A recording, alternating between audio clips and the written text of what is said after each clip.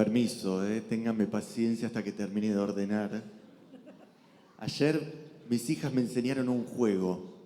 Hay que elegir una letra del abecedario y nombrar palabras que empiezan con esa letra, pero que están solo dentro de la casa. Y entonces nos tocó la letra D.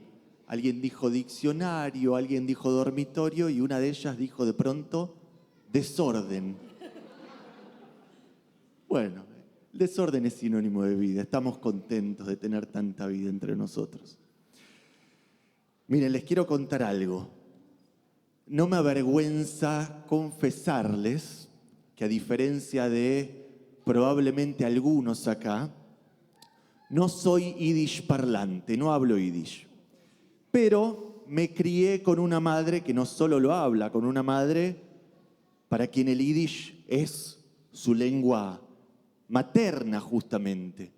Por lo que este idioma siempre ejerció en mí una influencia casi mística, o algunos dirían casi edípica. Hoy precisamente recordé una frase en yiddish que alguna vez le habré oído pronunciar a ella o a mis abuelos. Espero decirla correctamente. Gesucht bei der Treppe. Significa, me explicó mi mamá en un audio de WhatsApp esta mañana, lo que es dicho en las escaleras, lo que se dice en las escaleras, o en otras palabras, lo que uno menciona de paso. Toch kedei, diríamos en una traducción libre al hebreo moderno. Se trata de eso que uno dice a la ligera, sin reparar ni siquiera en ello.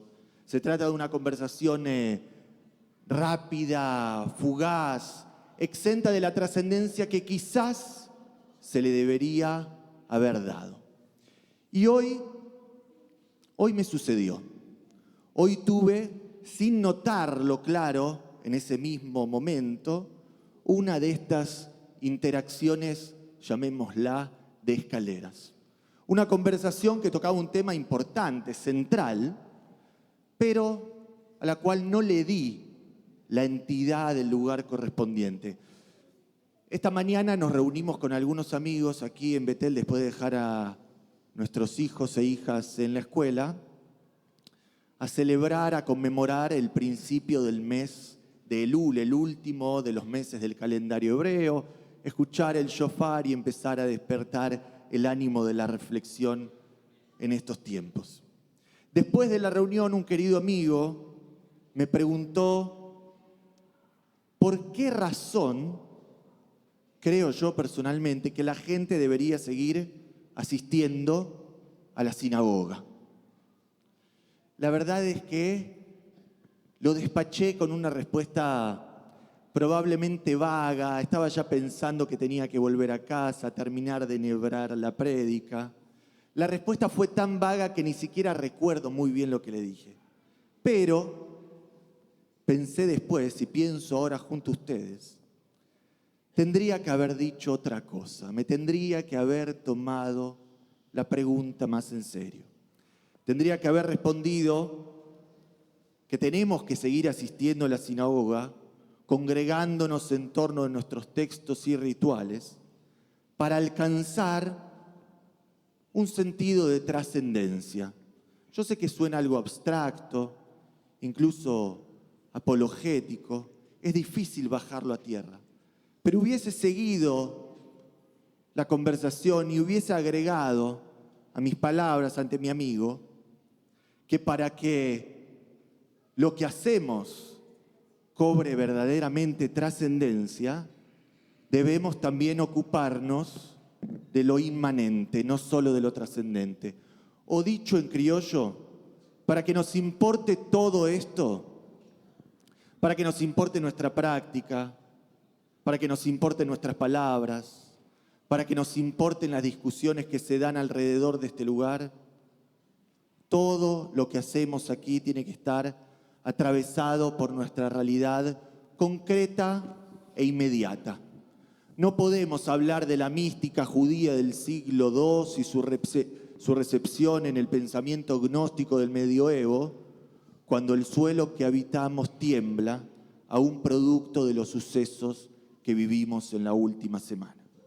Pero sí podemos, le hubiese dicho a mi amigo, y sí debemos hablar de cómo lo judío y de cómo nosotros, como judíos y judías, nos vemos afectados y nos sabemos involucrados como agentes activos en la construcción de esta sociedad en lo que está ocurriendo.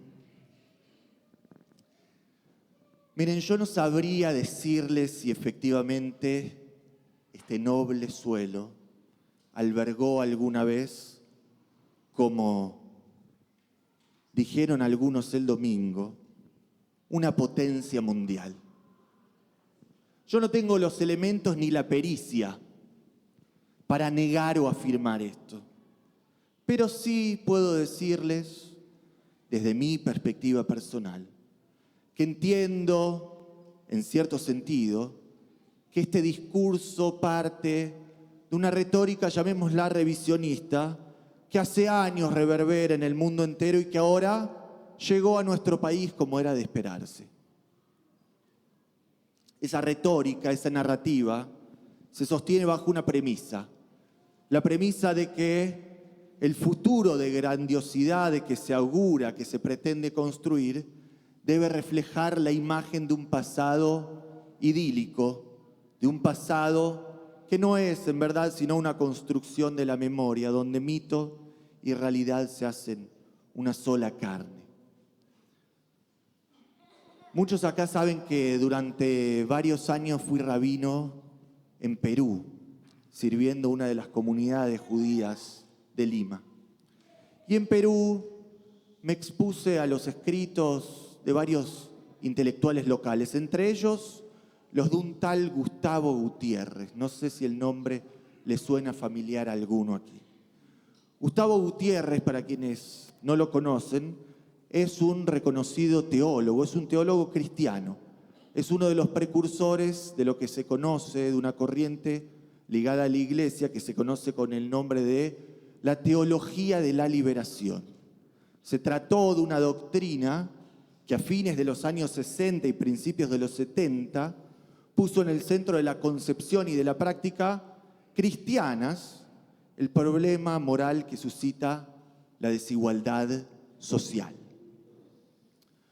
Lo interesante para nosotros no es solo cómo esta corriente puede haber llegado a tener injerencia en la concepción y en el abordaje de algunas figuras y movimientos judíos locales, como probablemente sucedió, y hay un miembro de esta comunidad, su madre está sentada entre nosotros, que escribe en Israel un doctorado al respecto. Lo interesante es también notar que en la obra fundamental de este teólogo, de Gustavo Gutiérrez, que recibe el mismo nombre de su movimiento, la teología de la liberación, gran parte de las fuentes citadas para sostener la tesis, la teoría del rol eminentemente social que debe cobrar lo religioso, proviene no necesariamente del ámbito de los textos cristianos, sino de los textos judíos. Si abren el libro van a encontrar extractos del Tanaj de a montones, pasajes de la Torá por doquier, pasajes de la Biblia hebrea que presentan a un Dios que sufre ante el dolor de la viuda, un Dios que se compadece del huérfano, del desamparado, que siente con ellos, que los reconoce. Un Dios es el Dios que está retratado en nuestros propios textos, que manda saldar de manera inmediata las cuentas con el jornalero, con quien vive al día, de modo que no le falte nunca el pan. Un Dios, nuestro Dios, que impide que el usurero despoje al necesitado de su dignidad. Y seguramente las consignas de esta corriente de la teología de la liberación, producto de la coyuntura de otra época, eco de la cosmovisión y de las ideologías de hace algunas décadas, ya no resuenan en nosotros. Han quedado de algún modo caducas, obsoletas. Sin embargo, lo que no caducó y lo que no va a caducar jamás es el valor de la justicia social. La justicia social entendida no como un mero eslogan o como una consigna política, sino como un mandato, como el mandato de la búsqueda incansable de la equidad. La justicia social en su acepción judía, en su acepción profética, en su carácter más noble, no admite, permítame decirlo, filiaciones políticas ni partidarias de ningún tipo. La justicia social es un imperativo moral, es una aspiración universal e irrenunciable a la conformación de una sociedad íntegra y equitativa. Es un principio con reverberancias no solo religiosas, sino también éticas. Saben, he notado últimamente que los caprichos arbitrarios del azar irrumpen a menudo en mi vida y acaso también en la existencia colectiva, con una precisión, o como diríamos hoy, con un timing inusitados. Y ese es el caso, también hoy es el caso en este Shabbat. Porque la parashá, la porción de lectura que nos convoca esta semana, enuncia el mandato de designar dignatarios y gobernantes capaces de impartir justicia y de construir una sociedad justa. Parshat Shoftim, ese es el nombre de la porción de lectura que nos convoca esta semana. ¿Y saben cuál es el pasaje que reverbera desde las entrañas de la parashá?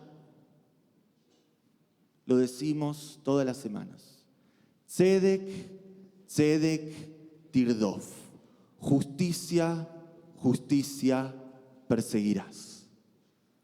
Ese versículo que resuena en lo más profundo de nuestra práctica, de nuestro espíritu, con el que concluimos cada instancia de oración, de plegaria, de recordación, ese pasaje encarna el ideal vertido en mandato de la búsqueda constante de un orden de igualdad.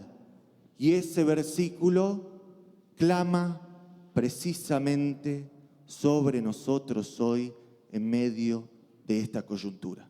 Y quienes tildan la aspiración a la justicia social de una aberración,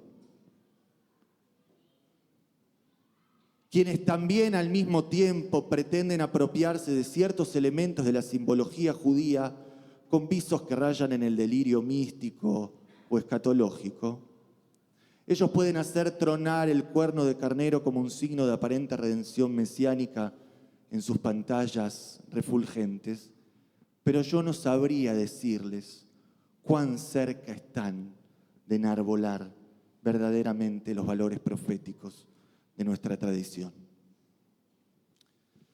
Martin Buber escribió un breve libro que se llama Caminos de Utopía, y allí trazó una simple pero contundente distinción entre el carácter de lo mesiánico y la doctrina del Apocalipsis, entre la naturaleza de la era mesiánica y la naturaleza del Apocalipsis. El mesianismo, dice Buber, instaura una era, un tiempo de armonía colectiva en el que son los hombres y las mujeres quienes tienen un lugar protagónico en su construcción. Y las bondades, fruto de la construcción de aquella era, de la era mesiánica, son para todos, sin ningún tipo de distinción. Sin embargo, el Apocalipsis, dice Buber, implica necesariamente la noción de la destrucción, Se debe destruir, devastar, romper el viejo orden para repartir los despojos, lo que queda, entre unos pocos privilegiados, solo entre los místicos y los consagrados. El pueblo judío conoció a lo largo de su historia vasta y rica varios falsos mesías. Tenemos de hecho un largo prontuario en este campo. Jacob Frank, Shabtai Tzvi, por tan solo nombrar algunos pocos o acaso los más interesantes. Comunidades enteras en la vieja Europa oriental empeñaron todos sus bienes para enrolarse en la fila de Shabtai Tzvi en su camino hacia la tierra de Israel cuando éste pretendía declararse Mesías. Y al final de sus días, los fieles de este autoproclamado Salvador morirían en el desengaño y en la miseria. No podemos aspirar al mesianismo. No sería una aspiración realista. La clase política toda, sin distinción, algunos seguramente con buena voluntad, pero con una vasta y notoria impericia, otros blandiendo intereses mezquinos, espurios, personales. La clase política toda no ha sabido interpretar ni dar respuesta a los problemas que acucian a esta sociedad. La figura del Mesías, sin dudas, no se avisora en el horizonte de ningún frente. Ninguna opción presenta prospectos santos, inmaculados, que traerán la redención o la salvación. No nos podemos entregar a las ilusiones mesiánicas, pero tampoco nos podemos entregar al apocalipsis de lo público, a la exacerbación de las brechas estructurales que dividen a ricos y a pobres en esta sociedad, a la exaltación del individualismo y a la alienación más voraces que algunos proponen. Ben Adam, ma lecha nirdam. Así comenzaron a recitar hoy algunas comunidades sefaradíes que inician el ciclo de las plegarias de Slijot en el mes de Elul. Ben Adam ma lecha nirdam. Vos, ¿por qué estás durmiendo? ¿Por qué estamos durmiendo? Es hora de sacudirnos del letargo. Estamos aún a tiempo de despertar. Podemos despertar si nos permitimos oír el sonido del shofar, el nuestro, no el que suena en pantallas gigantescas, sino el estruendo de nuestra propia tradición, que llama a la reflexión y a la acción en un tiempo que demanda acción, que demanda participación, para que le insuflemos a esta época algo de esperanza. No sea cosa que, como aquellos fieles de Shabtai Tzvi, terminemos engañados, habiendo perdido ya lo poco que aún queda en nuestras manos. Shabbat Shalom. Nos vamos a poner de pie, por favor.